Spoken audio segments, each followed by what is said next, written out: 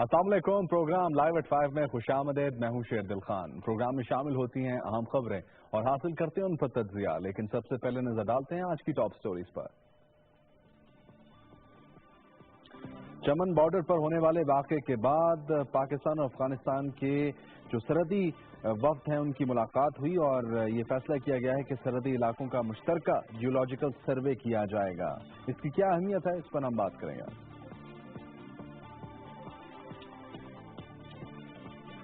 مقبوضہ جموں کشمیر کی صورتحال کو ڈسکس کریں گے۔ سوشل میڈیا بند ہوتا ہے، اخبارات بند ہوتے ہیں اور اب پاکستانی اور سعودی چینلز پر بھی مقبوضہ وادی میں پابندی لگا دی گئی ہے۔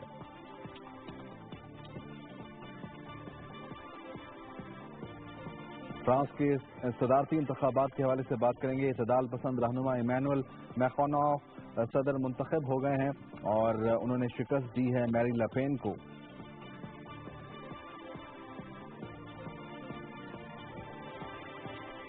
ماہرین یہ کہتے ہیں کہ گلوبل وارمنگ ہماری زندگیوں کو یکسر تبدیل کر دے گی۔ اس کی کیا تفصیلات ہیں آگے چل کے آپ سے ہم شیئر کریں گے۔ آج پاکستان سمیت دنیا بھر میں تھیلیسیمیا سے آگاہی کا عالمی دن منایا جا رہا ہے۔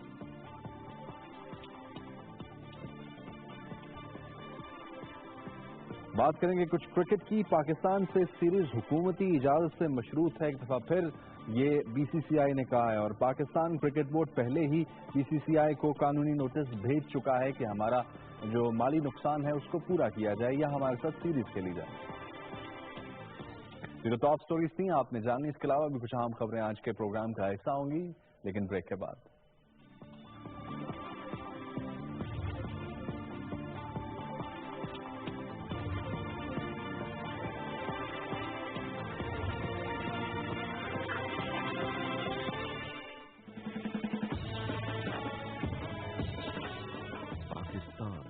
ایک اسلامی جمہوری مملکت، مسلمان ایک امت، ایک قوم، ایک سوچ، ایک فکر، ایک آزاد ریاست۔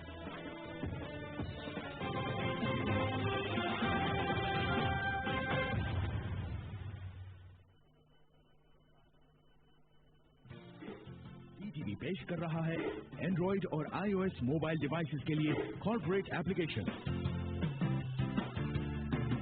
نئی اور دلچسپ خصوصیات کے ساتھ، مزید فعالیت اور بہترین سہولیات کے ساتھ، جس سے ملے آپ کو مکمل اور اطمینان بخش احساس۔ خبروں کی دنیا سے ویب ٹی وی، پی ٹی وی نیوز، پی ٹی وی اسپورٹس، پی ٹی وی ورلڈ اور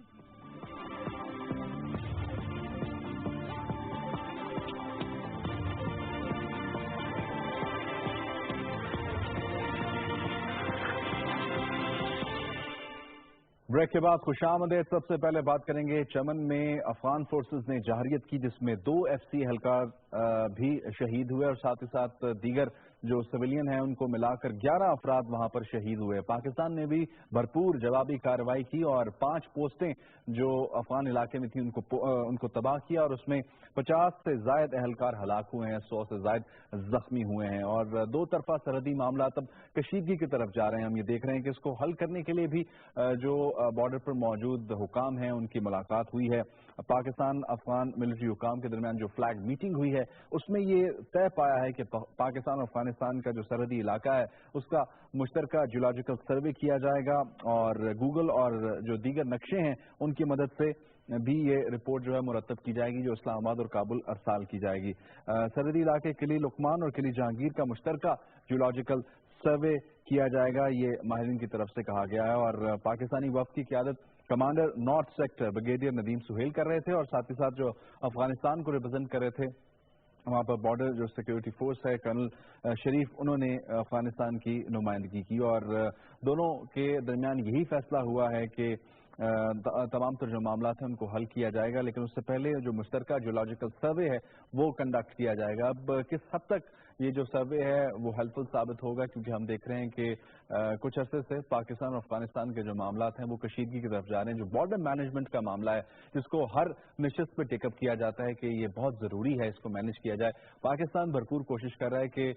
پاکستان کے جو اطراف کے سرحدی علاقے ہیں جو افغانستان سے متصل ہیں اس کو بھرپور طریقے سے مانیٹر کیا جائے، چیک پوسٹس بنائے جائیں تاکہ تمام تر جو دہشت گردوں کا یہاں سے وہاں جانا یا وہاں سے یہاں آنا، روپوش ہونا، اس کو روکا جائے. جو دیگر اسمگلنگ ہو رہی ہے وہاں پر اس کو بھی روکا جائے. تو اس کے لیے دونوں ملکوں کا کنٹریبیوشن ہونا چاہیے. افغانستان کو بھی اسی طرح رسپونڈ کرنا چاہیے جس طرح پاکستان کر رہا ہے کہ ان تمام تر معاملات کو حل کیا جائے. لیکن جیسے ہی بھارتی اثر و رسوخ بڑھتا ہے افغانستان میں، اس قسم کی کارروائیاں رونما ہونا شروع ہو جاتی ہیں یا پھر پاکستان کے اوپر الزامات لگنے شروع ہو جاتے ہیں افغانستان کی جانب سے. اس پر مزید بات کریں گے. ہمارے ساتھ موجود ہیں دفاعی تجزیہ کار اور نیشنل ڈیفنس یونیورسٹی کے سابق صدر جنرل رضا محمد خان صاحب. جنرل صاحب بہت شکریہ آپ نے ہمیں جوائن کیا. یہ اب جو فلیگ میٹنگ ہوئی پاکستان اور افغانستان کے فوجی حکام کے درمیان، اس میں یہ طے پایا کہ جیولوجیکل سروے ہوگا سرحدی علاقہ جو قلعہ لقمان ہے یا قلعہ جہانگیر ہے. اس سے کیا فائدہ ہونے جا رہا ہے؟ کیا سرحدی معاملات اس سے حل ہو جائیں گے؟ بسم اللہ الرحمن الرحیم. پہلی بات تو یہ ہے کہ جس طرح آپ نے ذکر کیا اپنی انٹروڈکشن میں کہ یہ جو جوائنٹ ٹیم ہے یہ گوگل میپس کو اور باقی جیولوجیکل جو مینز ہے اس کو استعمال کرتے ہوئے پاک افغان بارڈر کو ڈیمارکیٹ کرنے کی کوشش کریں گے. لیکن اگر آپ اس کو گوگل کرتے ہیں نا تو بڑا گوگل میپ پہ تو بڑا کلیئرلی یہ بارڈر ہمارا ڈیمارکیٹڈ ہے اور اس میں نہ تو افغانستان کو کوئی شک ہونا چاہیے اور نہ ہی پاکستان کو کوئی شک ہے. ساری دنیا اس بارڈر کو تسلیم کر چکی ہے. دیکھیں کہ جب رشینز اور سوویٹس افغانستان میں تھے اس وقت بھی یہ جو ہے بارڈر اسی طرح تھا. تو میرے خیال میں یہ جو کوشش کی گئی ہے یہ افغان فوج اور حکومت کی طرف سے اپنی اندرونی کمزوریوں اور مسلسل ناکامیوں سے توجہ ہٹانے کے لیے اس طرح کیا گیا. آپ کو معلوم ہے کہ 2 ہفتے پہلے وہاں پر طالبان نے جو اسپرنگ اوفینسو شروع کیا ہے اور اس میں ان کو جو ہے نا کچھ کامیابیاں ملی ہیں اور قندوز کے علاقے کے اوپر وہ قبضہ بھی انہوں نے کر لیا ہے. تو یہ اس طرح کی ناکامیوں کو چھپانے کے لیے انہوں نے اس طرح کی حرکات کی اور اس طرح کی حرکات یہ پہلے بھی کر چکے ہیں. یہ چمن کے اوپر بھی کر چکے ہیں. اور لیکن جنرل صاحب اب وہ یہ دعویٰ کر رہے ہیں کہ افغان فورسز اور جو امریکی فورسز ہیں انہوں نے مل کر جو داعش خراسان کا سربراہ تھا اس کو ہلاک کیا ہے آپریشن میں. تو وہ تو اس کو کلیم کر رہے ہیں کہ یہ ہماری ون ہے. جی بالکل یہ انہوں نے کیا ہے اور یہ بالکل ان کی کامیابی ہے. لیکن میں آئیسس خراسان کی بات نہیں کر رہا ہوں. میں تحریک طالبان افغانستان کی بات کر رہا ہوں جو کہ ایک الگ فورس ہے. اچھا دوسری بات یہ ہے کہ جو ہم اس وقت ایفرٹس ہو رہے ہیں نا امپورٹنٹ چیز یہ ہے کہ وہ ان کو جو ہے نا ضرور سکسیس ملنی چاہیے اور ڈپلومیٹک لیول کے اوپر اس پوائنٹ کو اٹھایا گیا ہے اور as a follow up of that ابھی ملٹری لیول کے اوپر اس کے اوپر نیگوسیشنز ہو رہی ہیں اور ہم سب کو امید کرنی چاہیے کہ اس میں جو افغانستان کا جو ویک پوائنٹ ہے اس میں فلیکسیبلٹی لانے کی ضرورت ہے اور اس کو ان کو ڈیلے نہیں کرنی چاہیے کیونکہ چمن کا جو بارڈر ہے چمن کا جو چیک پوسٹ ہے وہ نیٹو آئیس ایف پاکستان افغانستان سب کے لیے امپورٹنٹ ہے اور یہ ایک زیادہ کلوز اور ڈائریکٹ روٹ ہے کراچی تک ایز کمپیئر ٹو جو توخم کا جو روٹ ہے. تو یہ میرے خیال میں اس کے اوپر جو ہے نا جلد سے جلد فیصلہ ہونا چاہیے تاکہ جو معمول کا ٹریفک ہے ان کو حل کیا جا سکے تمام تر معاملات کو. بہت شکریہ جنرل رضا محمد خان صاحب ہمارے ساتھ موجود تھے. ابھی ہم نے چلنا ہے بریکنگ نیوز کے لیے. نیوز اسٹوڈیوز پلٹ کر واپس آئیں گے. ناظرین آج دنیا بھر میں تھیلیسیمیا سے بچاؤ کا دن منایا جا رہا ہے. پاکستان میں بھی اس دن کی اہمیت کے حوالے سے بات ہو رہی ہے اور آج اسلام آباد میں ایک منعقدہ تقریب سے خطاب کر رہی ہیں وزیر مملکت اطلاعات مریم اورنگزیب. ڈیزیز کو دیکھنے میں اور ان بچوں کا خیال رکھنے میں ان کے علاج کا خیال رکھنے میں اور وہ تمام ریسورسز کو انیبل کرنے میں مدد کرتے ہیں جو شاید خالی حکومتیں نہیں کر سکتی. ان سب کو بھی میں ٹریبیوٹ پیش کرنا چاہتی ہوں اور مبارکباد دینا چاہتی ہوں.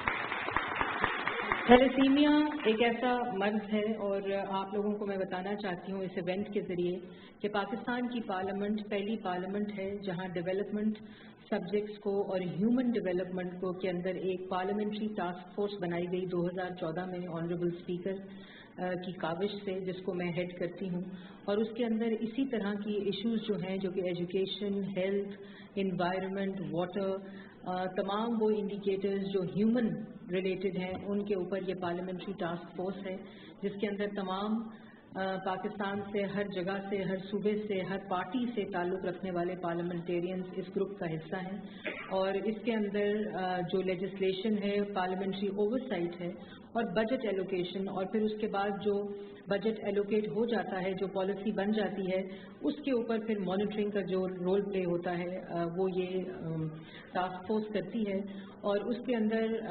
हम लोग डिफरेंट HIV एड्स है, उसमें थैलेसीमिया है, उसके अंदर डिफरेंट ऐसे डिजीज़ को के सब ग्रुप्स हैं जो इन चीज़ों को देखते हैं। और जो लेजिस्लेशन नेशनल असेंबली में हुई और पाकिस्तान की बाकी प्रोविंशियल असेंबलीज में हुई, मैं समझती हूँ वो एक ऐसा माइलस्टोन अचीव्ड है कि जब भी कोई कानूनी तहफ़्फ़ुज़ किसी भी इनिशिएटिव को मिलता है या किसी भी ऐसे इशू को वो फोकस मिलता है, तो वो पता चलता है कि सोसाइटी और उस मुल्क के लोग कितने उसकी तरफ सेंसिटिव हैं और कितनी उसके बारे में कंसर्न है, और इसलिए इस किस्म की जो लेजिस्लेशन है वो पास की जाती है। और 2015 में ये लेजिस्लेशन पास हुई नेशनल असेंबली के अंदर कि निकाह नामे के अंदर टेस्ट को मस्ट कर दिया गया है जो कपल है उसके, ताकि अवॉइड किया जाए कि जो पैदा होने वाला बच्चा है वो किसी तरह से भी थैलेसीमिया के अंदर उसको पूरी ज़िंदगी उसका सामना न करना पड़े, और वालिदैन के लिए एक अलग आजमाइश है जिसको अवॉइड किया जा सकता है उस स्टेज के ऊपर। बहुत ही ऐसा स्टेप था जिसके लिए हम सबको फ़ख्र होना चाहिए, क्योंकि ये पहली दफ़ा हुआ है कि निकाह नामे के अंदर इस किस्म का एक शिक डाली गई है, और इसको 2-3 और बीमारियों के लिए भी डाले जाने का सोचा जा रहा है, जिसमें HIV एड्स है और इस तरह की बीमारियां जिनको हम अगर इस लेवल के ऊपर चेक कर लें और तो वो बहुत सी ऐसी परेशानियों से, ऐसी बीमारियों से बचा जा सकता है। इसके साथ साथ आप लोगों को पता होगा कि इस्लामाबाद के अंदर बैतुल माल की मदद से एक थैलेसीमिया सेंटर बनाया गया है, और ये ख़ास तौर पे वज़ीर आज़म की हदायत के ऊपर बनाया गया था। और जो मोहतरमा कुलसूम नवाज शरीफ साहिबा हैं उन्होंने इसको इनॉग्रेट किया, लेकिन मैं आपको ये भी बताती चलूँ कि खाली इनॉग्रेशन और सेरेमनी अटेंड नहीं की, बल्कि पूरा जो थैलेसीमिया सेंटर का सारी कार्रवाई है, उसकी सारी जो काम है उसको वो खुद मॉनिटर करती हैं, और ये उनके दिल के बहुत करीब ये चीज़ है और बहुत ज़्यादा वो कंसर्न होती हैं। और जब भी वहाँ वो रिपोर्ट लेती हैं कि वहाँ कितने पेशेंट्स आए, उनके साथ क्या इलाज हुआ, जो एक्सेसिबिलिटी टू मेडिसिन है वो क्या, उसमें क्या वहाँ हो रहा है, तो वो उसको खुद देख रही हैं। उसके साथ साथ पंजाब हुकूमत के लेवल के ऊपर भी डिस्ट्रिक्ट लेवल अस्पतालों के लेवल पे अस्पतालों के अंदर ख़ास तौर पे एक अलग सेक्शन बनाए जा रहे हैं जो थैलेसीमिया पेशेंट्स को डील करते हैं, जिसमें बन गए हैं और भी उसके अंदर ऐड किया जा रहा है। जो बजट एलोकेशन है पंजाब लेवल के ऊपर, वो भी हर साल अगर आप उसका ट्रेंड देखें तो वो इंक्रीज़ हो रही है। तो ये तमाम सेंसिटिविटीज़ हैं। आपने यहाँ बात की फेडरल लेवल के ऊपर, मेरे ख्याल में ये भी समझना बहुत ज़रूरी होगा कि 18वीं तरमीम के बाद ये जो तमाम इस तरह के इश्यूज़ हैं वो प्रोविंशियल सब्जेक्ट्स बन चुके हैं, और जितना ज़्यादा हम प्रोविंसेस को, सूबों को इस चीज़ में स्ट्रेंथन करेंगे, उनकी कैपेसिटी बिल्ड करेंगे, तो उतना ही आने वाला वक्त बेहतर होगा। लेकिन अगर हम हर चीज़ को उस 8वीं तरमीम के बाद फेडरल लेवल के ऊपर रखना चाहेंगे तो उसमें बहुत जल्दी फ़ायदा जो है वो नहीं होगा। तो मैं ये भी रिक्वेस्ट करती हूँ जमीला सुल्ताना फाउंडेशन को कि वो जो सूबाई हुकूमतें हैं उनके साथ लेज़ ऑन करें। आप लोग कर भी रहे हैं मुझे मालूम है, लेकिन जितना ज़्यादा प्रोविंशियल लेवल के ऊपर, सूबाई लेवल के ऊपर जो महकमे हैं, जो अदारे हैं वो मुस्तहकम होंगे इस तरह के इश्यूज़ को डील करने के लिए, तो उसमें बहुत जल्दी उसका फ़ायदा भी होगा, उसका नतीजा भी नज़र आने लग जाएगा। इसके साथ साथ मैं ये ज़रूर कहूँगी कि PTV के अंदर हमने एक प्रोग्राम शुरू किया है जिसके अंदर इसी तरह की आगाही चाहे वो पोलियो हो, चाहे वो HIV एड्स हो, चाहे वो पानी हो, बिजली का बचाव हो, इसी तरह की अवेयरनेस रेजिंग कैंपेन्स जो हैं वो शुरू की हैं। आप जिस वक्त चाहें PTV की स्क्रीन आपके लिए हाजिर है और ये एक ऐसा मकसद है, इसको मैं आज अनाउंस करती हूँ। आप हमें अवेयरनेस का प्लान दें, आप हमें सब मैसेजेस दें, तो हम इसको कल से ही चलाना शुरू कर देंगे। और ना सिर्फ PTV पे बल्कि रेडियो पाकिस्तान के ऊपर भी, और जो पेमरा के ज़रिए और पाकिस्तान ब्रॉडकास्टिंग एसोसिएशन है उनके ज़रिए भी हम तमाम प्राइवेट चैनल्स के ऊपर भी इस आगाही को चलाना शुरू करवा सकते हैं। और मैं उसको खुद उनको रिक्वेस्ट भी कर सकती हूँ और करूँगी, लेकिन आप जितनी जल्दी मुझे वो दे देंगे तो मैं उसको बहुत जल्दी, क्योंकि जितनी इस टॉपिक के ऊपर इसके ऊपर बात की जाए, जितनी इसके ऊपर बहस की जाए, जितनी इसके ऊपर आगाही की जाए वो कम है। क्योंकि जब एक बच्चा जिसको थैलेसीमिया होता है पर किसी भी वजूहात की वजह से, अगर उन पे तो काबू पाना ऑफ कोर्स गवर्नमेंट की रिस्पॉन्सिबिलिटी भी है और बहुत से लेवल्स के ऊपर इसके ऊपर काम भी किया जा रहा है, लेकिन उसके अंदर जो आप लोगों का रोल बनता है उस एजुकेशन के बाद वो बहुत इम्पॉर्टेंट है पाकिस्तान के लोगों का, क्योंकि कोई भी चीज़ लोगों की जो कंट्रीब्यूशन है उसके बगैर कंप्लीट नहीं हो सकती। मीडिया हजरात यहाँ काफ़ी तादाद में मौजूद हैं जिनसे आपका मैसेज आज का जो लोगों तक जा रहा है, लेकिन ये खाली मैसेज 8 मई को और मेरी वजह से जो यहाँ हो रहा है वो नहीं होना चाहिए, बल्कि हर किसी की ये इनफरादी रिस्पॉन्सिबिलिटी होनी चाहिए, जिम्मेदारी होनी चाहिए कि वो जहाँ भी हो अपनी अपनी रिस्पॉन्सिबिलिटी और अपनी अपनी कैपेसिटी के अंदर इस मैसेज को और इस पर ज़्यादा से ज़्यादा बात की जाए। एजुकेशन, इसको हम लोग फेडरल लेवल के ऊपर जो इस वक्त करिकुलम की निसाब की कंसल्टेशन चल रही है, इस तरह के तमाम टॉपिक्स को वज़ीर आज़म समझते हैं कि करिकुलम का बेसिक हिस्सा होना चाहिए, ताकि बच्चा जब बड़ा हो रहा हो, बच्चा जब तालीम हासिल कर रहा हो तो उसको उसी वक्त पता चले कि क्या करना चाहिए, जिससे क्या अवॉइड करना चाहिए, जिससे इस किस्म की बीमारियां जो हैं वो नशोनुमा जिनकी होती है, और उसको वहीं उसके जहन में उसको अवेयरनेस होनी चाहिए, ताकि हम लोग जब बच्चे का जहन बन जाए तो हम ज़्यादा पैसे खर्च करते हैं उस अवेयरनेस के लिए, ज़्यादा रिसोर्सेज इस्तेमाल किए जाते हैं, लेकिन अगर उनको किताबों का और निसाब का हिस्सा बना दिया जाए, और इसीलिए वज़ीर आज़म की हदायत पे इस तरह के जो टॉपिक्स हैं उनको जो रिविजन ऑफ करिकुलम है हर लेवल के ऊपर, हर सतह के ऊपर उसमें इंक्लूड किया जा रहा है। इसके अलावा जी जो थीम है blood connect us all, of course उसकी इम्पोर्टेंस अपनी जगह के ऊपर है, और इससे ज़्यादा इम्पोर्टेंस ये है कि हम सबको ये रियलाइज़ करना चाहिए कि हम क्या क्या रोल प्ले कर सकते हैं इस तरह के तमाम मूजी मर्ज जिससे हम अपनी जनरेशन को, इसमें मेल न्यूट्रिशन भी है पाकिस्तान के अंदर, बढ़ती हुई मेल न्यूट्रिशन की वजह से जो स्टंटिंग की प्रॉब्लम है वो बहुत ज़्यादा इस वक्त स्प्रेड हो रही है, और उसको भी सूबाई लेवल के ऊपर हर हुकूमत, हर गवर्नमेंट जो है वो देखा जा रहा है कि किस तरह इसके ऊपर काबू पाया जाए। इसी तरह HIV एड्स जो मर्ज है उसको भी किस तरह देखा जाए। तो ये तमाम चीज़ें, ये तमाम बीमारियां वो हैं जिनको अगर हम थोड़ी सी तवज्जो दें और थोड़ा सा फोकस करें और अपनी इंडिविजुअल रिस्पॉन्सिबिलिटी को समझते हुए हर लेवल के ऊपर कंट्रीब्यूट करें, तो इंशाल्लाह आने वाला पाकिस्तान के अंदर जो वक्त है वो एक सेहतमंद पाकिस्तान होगा। और जो वज़ीर आज़म का हेल्थ कार्ड है इस वक्त जो लॉन्च हुआ है उसके अंदर भी थैलेसीमिया के पेशेंट्स का जो इलाज है वो फॉर फ्री है, कि वो लोग जो अफोर्ड नहीं कर सकते प्राइवेट हॉस्पिटल्स के अंदर या ऐसे अस्पतालों के अंदर जहां उनको ले जाना पड़ता है अपने बच्चों को, तो वो उस हेल्थ कार्ड के जरिए वहाँ इलाज जो है वो फ्री होता है और वो इंश्योर्ड है। तो ये तमाम वो काविशें हैं जिसको नेशनल लेवल के ऊपर किया जा रहा है, लेकिन इस बात की ज़रूरत है कि हम सबको अपनी इनफरादी जिम्मेदारी के अंदर इन चीज़ों को देखना चाहिए, और हर चीज़ को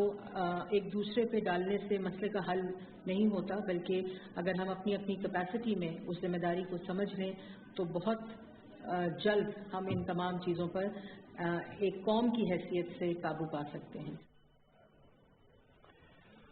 वज़ीर मुमलिकत इत्तलात मरियम औरंगज़ेब थैलेसीमिया से बचाव के आलमी दिन के मौके पर मुनक़्क़दा तकरीब से खिताब कर रही थीं, और उनका ये कहना है कि वज़ारत इत्तलात बीमारियों से आगाही के हवाले से हर मुमकिन इक़दाम कर रही है। पाकिस्तान टेलीविज़न का हवाला देते हुए उन्होंने कहा कि बीमारियों से आगाही के हवाले से प्रोग्राम शुरू किया गया है, रेडियो टेलीविज़न पे भी इस हवाले से प्रोग्राम्स होने चाहिए,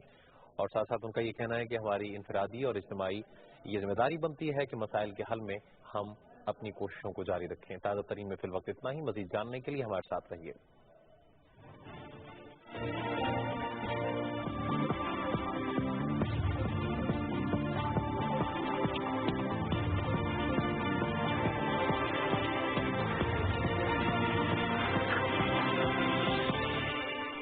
بریک کے بعد خوش آمدید. جیسے کہ آپ نے دیکھا وزیر مملکت برائے اطلاعات مریم اورنگزیب صاحبہ تھیلیسیمیا کے حوالے سے ایک تقریب سے خطاب کر رہی تھیں. آج پاکستان سمیت دنیا بھر میں اس سے آگاہی کا دن منایا جا رہا ہے اور مقصد یہی ہے کہ اس دن کو منایا جائے اور جو تمام تر اس بیماری سے جڑے محرکات ہیں جو اس کی وجہ بنتے ہیں اس پر قابو پایا جا سکے. اس میں قانون سازی کا ایک ذکر بھی کیا گیا. ہم دیکھ رہے ہیں کہ قانون سازی ہے لیکن اس پر اس طرح عمل درآمد نہیں ہو رہا. اس پر بھی عمل درآمد کرانے کی ضرورت ہے اور جو ماہرین ہیں اس حوالے سے وہ کہتے ہیں پاکستان میں 1 لاکھ سے زائد بچے تھیلیسیمیا کا شکار ہیں اور سالانہ 15,000 بچے تھیلیسیمیا میں مبتلا ہوتے ہیں. اس پر تفصیلات کیا ہیں, اس بیماری کے کیا وجوہات ہیں, یہ ایک رپورٹ ہے اس میں بتائی گئی ہیں. وہ رپورٹ دیکھتے ہیں اس کے بعد واپس آئیں گے. دنیا بھر کی طرح پاکستان میں 8 مئی کا دن ہر سال تھیلیسیمیا سے آگاہی کے طور پر منایا جاتا ہے. تھیلیسیمیا خون کی بیماریوں میں ایک خطرناک بیماری ہے جس کا مکمل علاج تاحال دریافت نہیں ہوا.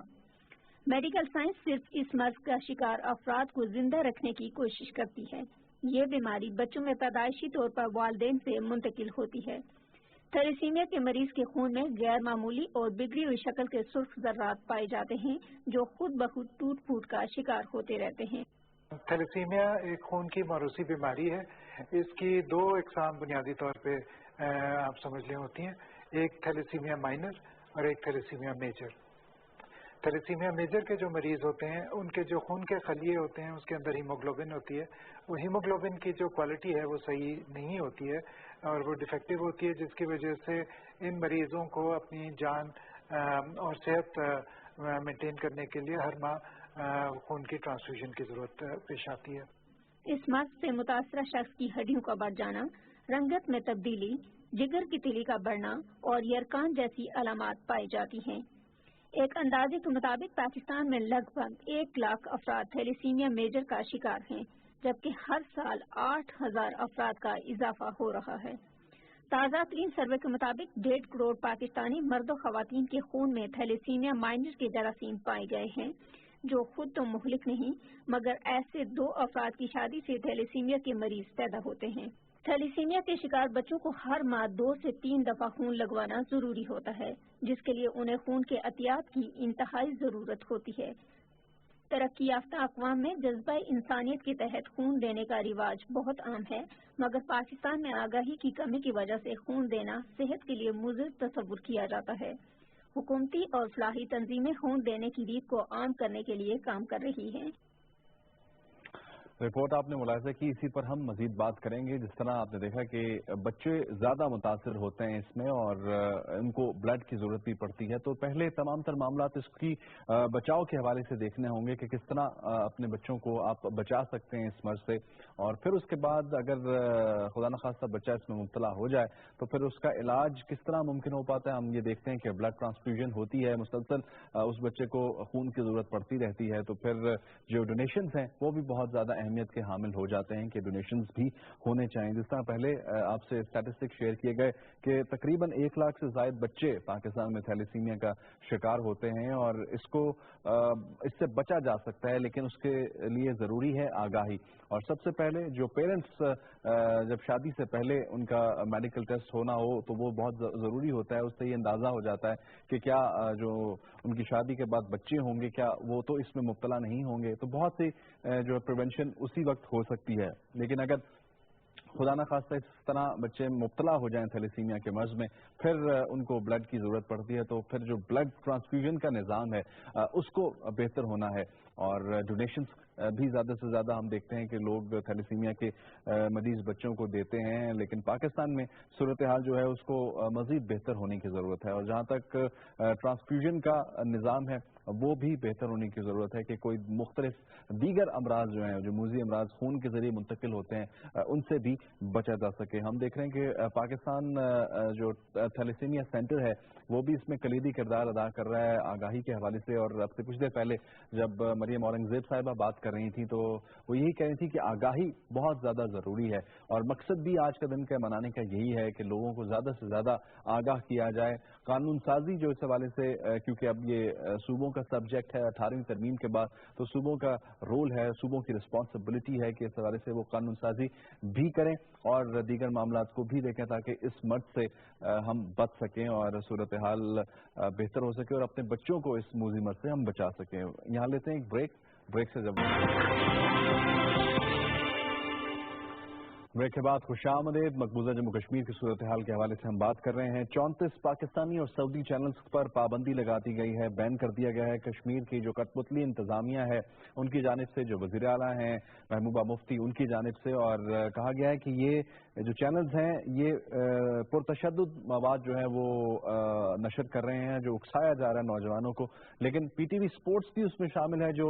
چینلز بین کیے گئے ہیں۔ اب سمجھنے سے قاصر ہیں کہ پی ٹی وی سپورٹس کس طرح تشدد پر اکساتا ہے وہاں کے نوجوانوں کو۔ اس پر مزید بات کریں گے۔ شبیر احمد شاہ صاحب سینئر حریت رہنما ہیں، مقبوضہ آبادی سے ہمارے ساتھ ٹیلی فون لائن پر موجود ہیں۔ شاہ صاحب بہت شکریہ، آپ نے ہمیں جوائن کیا۔ ہم نے دیکھا سوشل میڈیا بند ہوتا ہے، ہم نے دیکھا اخبارات وہاں پر بند ہوتے ہیں، اب چینلز پر بھی پابندی لگائی جا رہی ہے۔ پیس ٹی وی جو اسلام پر مبنی پروگرام نشر کرتا ہے، دیگر channels P T V sports اس میں شامل ہے، ان کو بھی بند کر دیا گیا ہے۔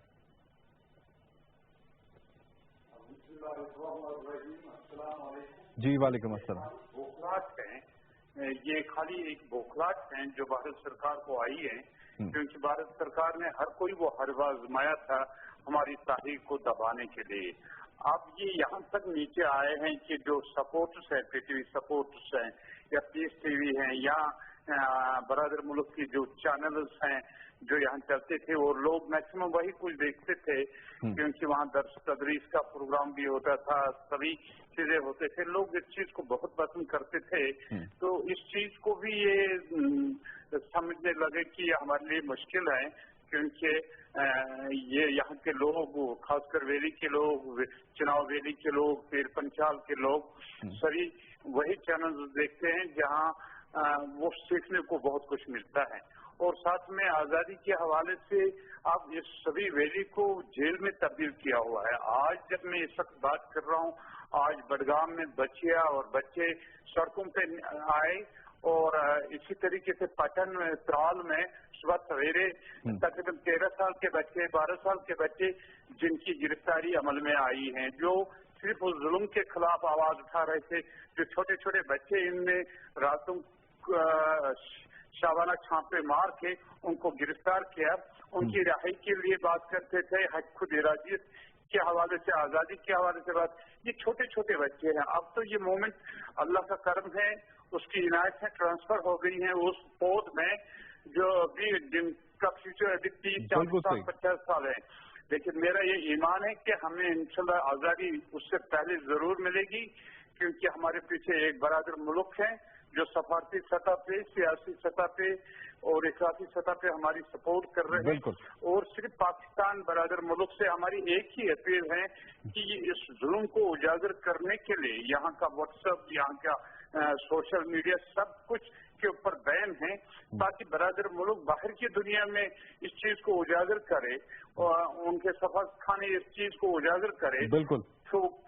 سیمینار، تھرو کانفرنسز، یا جو کشمیر کمیٹی بنی ہے ہیڈڈ بائی مولانا فضل الرحمان صاحب، یا جو پارلیمنٹیرینز ہیں، سینیٹرز، ان سب کی ٹیمیں باہر کی دنیا میں جائے، اس مظلوم خطے پہ، اس مظلوم لوگوں کے ساتھ، مقبوضہ کشمیر میں انسانوں کے ساتھ کیا کیا جائے گا۔ اچھا شاہ صاحب، میں آپ سے پوچھنا چاہوں گا کہ یہ جو احکامات آئے ہیں یہ ہندوستان کے محکمہ داخلہ کے پرنسپل سیکرٹری آر کے گوئل کی جانب سے آئے ہیں، اور اس پر بالکل ایز اٹ از عمل درآمد کروایا ہے۔ وہاں پر کٹپتلی جو وزیر اعلیٰ ہیں محبوبہ مفتی انہوں نے کہا کہ یہ جو چینلز ہیں یہ نوجوانوں کو اکسا رہے ہیں تشدد پہ۔ جو پیس ٹی وی ہے یا تو مذہبی چینلز ہیں ان کو بین کیا گیا ہے، یا جو سپورٹس کے چینل ہیں ان کو بین کیا گیا ہے، یا انٹرٹینمنٹ کے چینلز ہیں ان کو بین کیا گیا ہے۔ تو یہ کیا توجیہ ہے کہ یہ جو چینلز ہیں یہ کس طرح تشدد پر اکسا رہے ہیں وہاں کے نوجوانوں کو؟ یہ تو سراسر غلط ہے، اس میں کوئی حقیقت نہیں ہے۔ اور جتنے بھی چینلز ہیں جیسے آپ نے کہا ایون سپورٹس ہیں یا پیس ٹی وی ہیں یا اور بھی چینلز ہیں جن سب پہ بین لگا دیا گیا ہے، تو اس سے یہ ثابت ہو جاتا ہے کہ یہ آپ اپنے آپ کو اتنے کمزور سمجھنے لگے کہ کوئی ٹی وی بھی نہ دیکھے، کوئی برادر ملک کے چینل اگر یہاں چلتے تھے تو لوگ دیکھتے تھے. اچھا، ابھی چونکہ آپ چونکہ مقبوضہ آبادی میں موجود ہیں تو میں آپ سے پوچھنا یہ چاہوں گا کہ ابھی جو ٹی وی وہاں پر آ رہا ہے اس پہ کون کون سے چینلز ہیں؟ کیا بھارتی چینلز اس پر اب لائے جا رہے ہیں؟ اس کو کوشش کی جا رہی ہے کہ بھارتی چینلز دکھائے جائیں یہاں پر؟ بس وہ سبھی بھارت جو بھی ہیں ہندوستان کی چینلز وہی آ رہے ہیں، اور الجزیرہ اور بی بی سی اور CNN کو رکھا ہے ابھی تک، کیونکہ وہ کیری ہمیں نہیں کرتے ہیں، پتہ نہیں کیوں، لیکن ان کو کیری باقی سبھی چینلز ان نے بلاک کیے ہیں. ایون جو یہاں لوکل چینلز ہیں جو دن بھر یہاں جو ظلم ہو رہا ہے، جاتیاں ہو رہی ہیں، اور اس کو وہ شام کو کیری کرتے تھے،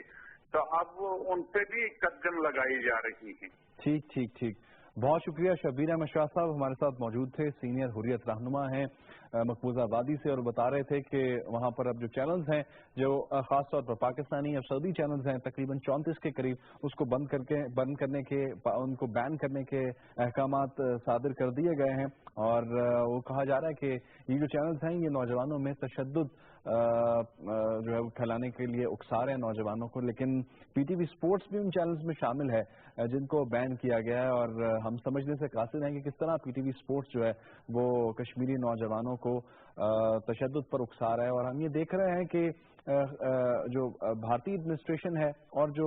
کٹپتلی ایڈمنسٹریشن ہے دونوں اپنی آنکھیں بند کیے ہوئے ہیں. ان کو یہ لگتا ہے کہ شاید اس طرح کے چینلز بند کرنے سے وہ جو لہر وہاں پر نوجوانوں نے جس کو جاری رکھا ہوا ہے تحریک آزادی کی، اس کو دبا دیا جائے گا، بند کر دیا جائے گا، اس پر کنٹرول کر لیا جائے گا. لیکن ایسا کرنا ممکن نہیں ہو پایا. انہوں نے سوشل میڈیا بند کیا، انہوں نے اخبارات بند کیے، انہوں نے ٹی وی چینلز بھی اب بند کیے، لیکن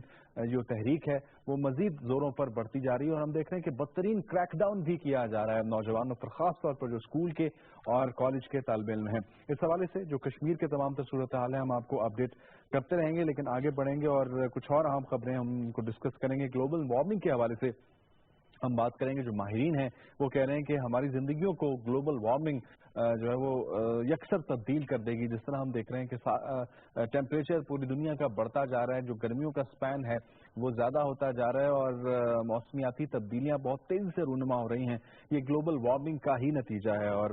ماہرین کہتے ہیں کہ عالمی حدت میں جو اضافہ ہے اس کی وجہ سے طوفان بھی زیادہ آ رہے ہیں، بارشوں کا جو سپین ہے وہ بھی بڑھتا جا رہا ہے، زیادہ ہو رہی ہیں، آسمانی بجلی بھی بہت گرتی ہے جس سے بہت سے نقصانات ہوتے ہیں، اور زیادہ بارشوں کی وجہ سے زمین کا کٹاؤ بھی ہو رہا ہے، سیلاب بھی آ رہے ہیں، نقصانات بھی ہو رہے ہیں، اور بہت سے معاملات ہیں جو گلوبل وارمنگ کی وجہ سے ہو رہے ہیں. اور انہوں نے کہا کہ یہ بتدریج ہے، بڑھتا جائے گا آہستہ آہستہ جیسے جیسے گلوبل وارمنگ بڑھتی جائے گی، اور جانوروں کے قد بھی چھوٹے ہوتے جائیں گے. یہ تو کچھ بات ہوئی گلوبل وارمنگ کے حوالے سے. اب ہم بات کریں گے فرانس میں صدارتی انتخابات ہوئے اور اعتدال پسند رہنما ایمانوئل میکرون صدر منتخب ہو گئے ہیں. میکرون نے شکست دی ہے میری لاپین کو. میکرون نے 65.5% سے زائد ووٹ حاصل کیے ہیں. ہمارے ساتھ موجود ہیں بین الاقوامی امور کے ماہر رسول بخش رئیس صاحب. بہت شکریہ آپ نے ہمیں جوائن کیا رسول بخش صاحب. فرانس میں جو انتخابات ہوئے اور جس میں میکرون کامیابی حاصل کر چکے ہیں، آپ کو کیا لگتا ہے کہ اب فرانس میں اعتدال پسندی کو پروان چڑھایا جائے گا ان کی صدارت کے نیچے؟ ایک بہت بڑا ایک ٹیسٹ کیس تھا فرانس کا الیکشن، اس بارے میں کہ کیا یہ تعاون گزیر گریز طاقتیں پیدا ہو رہی ہیں، کیا یہ شدت پسندی میں اضافہ ہو رہا ہے. ٹرمپ کے انتخابات کے بعد یہ قیاس آرائیاں شروع ہو چکی تھی یورپ میں، اور خصوصی طور پر اس کا پس منظر وہ پاپولر ووٹ بھی ہے جو برطانیہ میں ہوا، اور برطانیہ نے یورپین یونین سے علیحدگی کا فیصلہ کر لیا. تو اب یہ ایک ٹیسٹ کیس تھا کہ اگر خدا نخواستہ برطانیہ بھی اسی روش پہ چلا گیا جس روش پہ برطانیہ گیا ہے، تو پھر یورپین یونین کا کیا ہوگا، اور پھر کیا اس کے اثرات گلوبلائزیشن کا پروسیس ہے اس پر کیا پڑیں گے. تو میرا خیال یہ ہے کہ وہ شدت پسند طاقتیں اور وہ طاقتیں جو کہ انتہائی نوعیت کی قومیت پرستی کا جذبہ رکھتی ہیں اور جن کا رخ ہمیشہ امیگریشن کے خلاف رہا ہے، اور وہ لوگ جو ان میں اب بستے ہیں اور نوبادیاتی ممالک سے آ کے وہاں پہ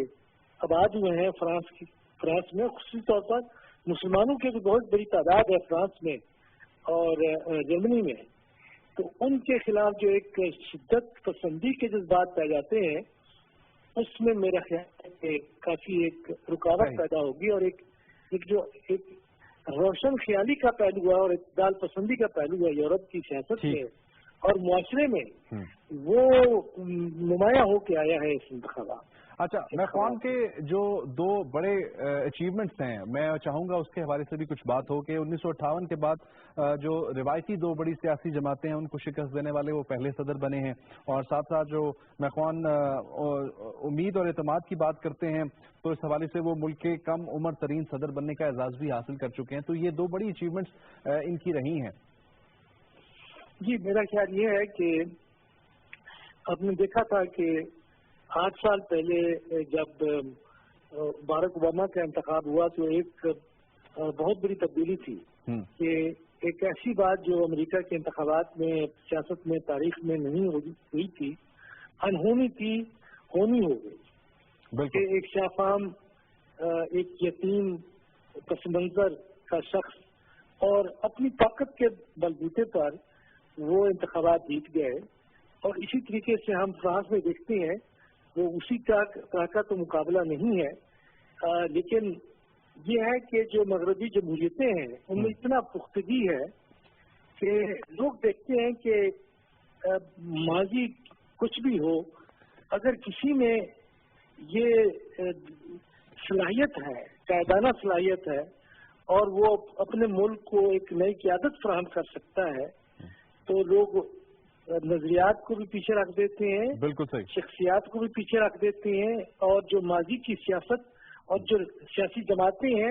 ان کو بھی پیچھے رکھ دیتے ہیں۔ صحیح، تو یہ اس کا مقابلہ آپ جو ڈیولپنگ ڈیموکریسیز ہیں، ترقی پذیر ممالک ہیں، ان کی سیاست سے آسانی سے کر سکتے ہیں، جہاں پہ کہ خاندانوں کی سیاست کا رواج بہت گہرا ہے۔ صحیح، یہاں پہ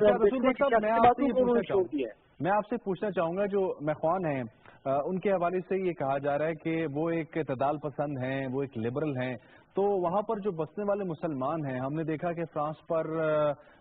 دہشت گردی کے سائے بھی منڈلاتے رہے، اور ساتھ ہی ساتھ کچھ ایسے واقعات جو اسلاموفوبیا کے حوالے سے ہیں وہ بھی رونما ہوتے رہے کہ اسکارف پر پابندی اور دیگر معاملات، تو ان کو ایڈریس کر پائیں گے؟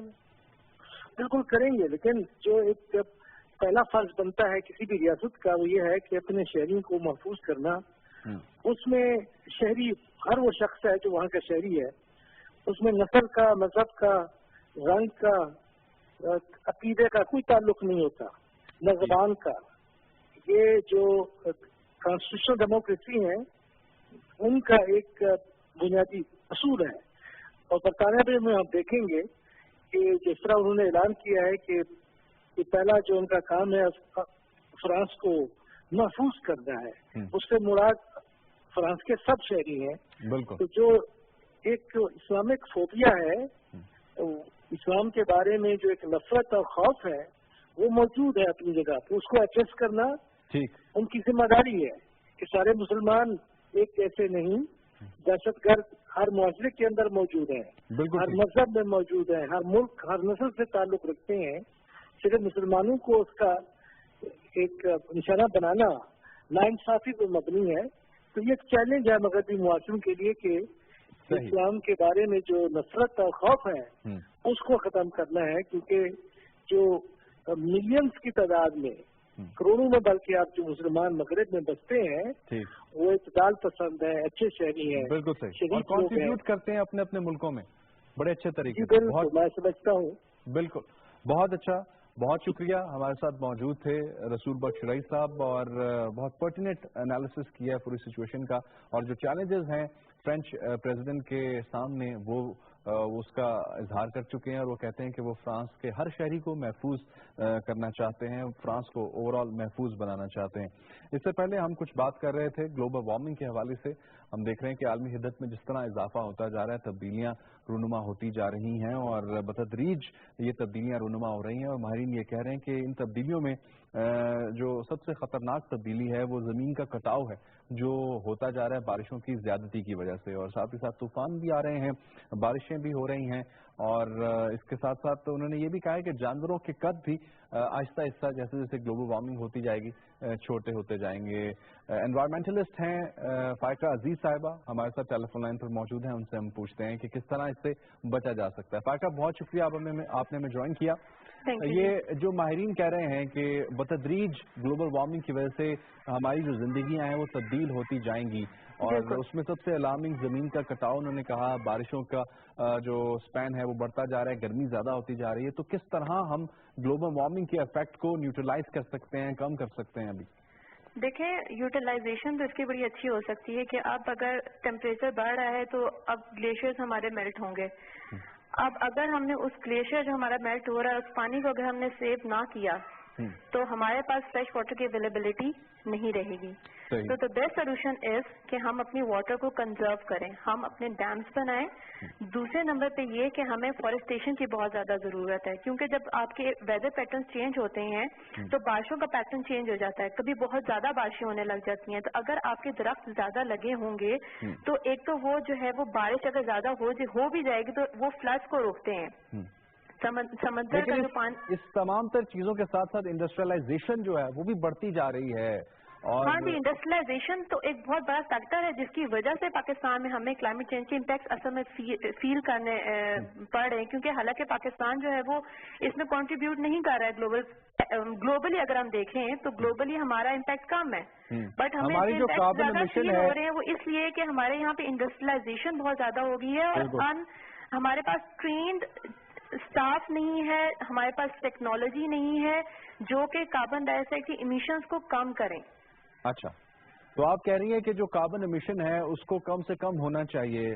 ہمارے جو ہمسائے ہیں، چین ہے، بھارت ہے، یہ تو بہت زیادہ کاربن امٹ کرتے ہیں، تو کیا انہی کی وجہ سے پاکستان کو بھی یہ تبدیلیاں دیکھنا پڑیں گی؟ ہاں جی، it is one of the reason because ہمارے جیوگرافیکل لوکیشن اس طرح کی ہے کہ ہم لوگ ان کے ہمسائے ہیں جو کہ ورسٹ پولیوٹنگ کنٹریز ہیں، تو ہمیں ان کی وجہ سے بھی افیکٹ فیس کرنے پڑیں گے، پر اس کا مطلب یہ نہیں ہے کہ ہم اپنے ملک میں کوئی میئرز نہ لیں، تو یہ سوچ لیں کہ وہ تو پولیوٹ کر رہے ہیں تو ہم تو پولیوٹ نہیں کر رہے، اس وجہ سے ہم نے کوئی میئرز نہیں لینے، ہمیں بھی میئرز لینے کی ضرورت ہے، اور یہ میئرز بالکل ایگزیکٹلی اگر آپ اپنے میئرز لیں گے، اپنے گھر کو ہم صاف ستھرا کریں گے تو باہر والے جو بھی کرتے رہیں ہمیں ان سے زیادہ فرق نہیں پڑے گا۔ بہت شکریہ فائقہ عزیز، انوائرمنٹلسٹ ہم سے بات کر رہی تھیں، اور بیسک دو باتیں کہ جو گلیشیئر سے پانی پگھلتا ہے اس کے لیے ہمیں زیادہ سے زیادہ ڈیمز بنانے ہیں تاکہ ہم اس پانی کو استعمال کر سکیں بجلی بنانے کے لیے، سیلاب کے لیے اور دیگر معاملات کے لیے، اور ساتھ ہی ساتھ ہمیں درختوں کو بھی اگانا ہوگا تاکہ یہ جو عالمی حدت ہے اس سے بچا جا سکے۔ اب آخر میں ہم کچھ بات کریں گے پاکستان اور بھارت کے درمیان جو کرکٹ کے معاملات ہیں۔ عبد المحی شاہ صاحب سینئر سپورٹس جرنلسٹ ہم سے بات کریں گے، ہمارے ساتھ ٹیلی فون لائن پر موجود ہیں۔ شاہ صاحب بہت شکریہ۔ اور یہ جو قانونی جنگ شروع ہوئی ہے پی سی بی اور بی سی سی آئی کے درمیان، یہ کدھر جاتی آپ کو دکھائی دے رہی ہے؟ کیونکہ بھارت تو یہ کہتا ہے کہ ہم نے صرف ایک خط لکھا تھا، کوئی معاہدہ نہیں کیا تھا، کوئی سائن نہیں اس طرح ہوئے تھے، ہم نے مشروط کیا تھا کہ اگر حکومت ہمیں اجازت دے گی تو ہم کھیلیں گے۔ دیکھیں شیردل، یہ تو بہت ڈیپینڈ کرتا ہے کہ کون سا لیٹر ہے پاکستان کرکٹ کے پاس، کون سے ڈاکومنٹ ہیں، کون سا ایم او یو ہے جو پاکستان کرکٹ بورڈ جس کی بنا پر، جس کی بنیاد پر انڈیا کو یہ نوٹس بھیجا ہے کہ ہم آئی سی سی میں چلے جائیں گے اگر آپ نے رسپانس نہ کیا۔ اگر تو وہ اوتھینٹک ہے، ایم او یو صحیح طریقے سے سائن ہوا ہے، جو کہ میرا خیال ہے نجم سیٹھی صاحب بھی بتا سکتے ہیں۔ آپ بہت باخبر صحافی ہیں، آپ کے پاس تو ہوگا جو 2014 میں یا 2013 میں جو سائن کیا گیا تھا۔ جی میں 2014 کی بات ہے جب پاکستان بگ 3 پہ سائن نہیں کر رہا تھا تو ایک پاکستان کو ایک انسینٹیو دینے کے لیے انڈیا نے کہا جی آپ سائن کر دیں تو ہم آپ سے 6 سیریز کھیلیں گے۔ یہ مئی 2014 کی بات ہے، اور ایگزیکٹ مجھے ڈیٹ بھی یاد ہے۔ کیا اس میں یہ شرط تھی کہ ہندوستان کی حکومت اگر کہے گی تو ہم کھیلیں گے؟ دیکھیں یہ تو وتیرہ رہا ہے board of control for cricket in India کا کہ جب بھی کوئی ایسی بات آتی ہے وہ کہتے ہیں جی گورنمنٹ اجازت دے گی تو اگر گورنمنٹ اجازت دے گی اور کوئی ایسے حالات نہیں ہیں، اور مجھے یاد پڑتا ہے کہ اس وقت نجم سیٹھی صاحب نے ایک بات کی تھی کہ انڈیا نیوٹرل وینیو پہ بھی ہم سے کھیل لے گا. اگر وہ اس طرح کی بات ہے اور نیوٹرل وینیو پہ بھی ہم سے بائیلیٹرل سیریز ہو جاتی ہے، کیونکہ انڈیا آلریڈی امریکہ کھیلا ہوا ہے، امریکہ نیوٹرل وینیو تھا، ویسٹ انڈیز کا ٹور کیا تو جا کے امریکہ کھیلے ہیں، تو اس لیے نیوٹرل وینیو پہ وہ کھیل سکتے ہیں، کھیلتے رہے ہیں یا کھیل چکے ہیں. تو پاکستان کے لیے یہ مشکل نہیں ہوگا، لیکن سارا دیکھنا ہے کہ ہم نے کون سا ڈاکومنٹ، کون سا پیپر بھی. آپ کو کانفیڈنس ہے پی سی بی کی جو لیگل ٹیم ہے جو اس کو پرسو کر رہی ہے، جنہوں نے نوٹس بھجوایا بی سی سی آئی کو اور کہا ہے کہ $60 ملین ادا کیے جائیں، وہ یہ کیس پلی کر سکتے ہیں، لڑ سکتے ہیں کیس بھرپور طریقے سے؟ دیکھیں میرا تو خیال، مجھے تو اتنا زیادہ یہ پازیٹیو نہیں لگتا، اتنا زیادہ میں کانفیڈنٹ نہیں ہوں کہ انڈیا خود کوئی اس طرح کی بات کرے گا. پاکستان اپنا جو کیس ہے وہ ضرور آئی سی سی میں لے کے جائے، اور آئی سی سی میں پہلے ٹھیک ہے پہلے آپ کو بی سی سی آئی کو ہی اپروچ کرنا پڑتا ہے، لیکن اب آئی سی سی کی میرا خیال آئی سی سی میں جب لے کے جائیں گے تو وہاں سے کچھ نہ کچھ ریزلٹ نکلے. ٹھیک ہے، بہت شکریہ عبد المعین شاہ صاحب، سینئر اسپورٹس جرنلسٹ، ہم سے بات کر رہے تھے. اس کے ساتھ ہی پروگرام لائیو ایٹ 5 کی پوری ٹیم کو اجازت دیجیے. اللہ نے کے بعد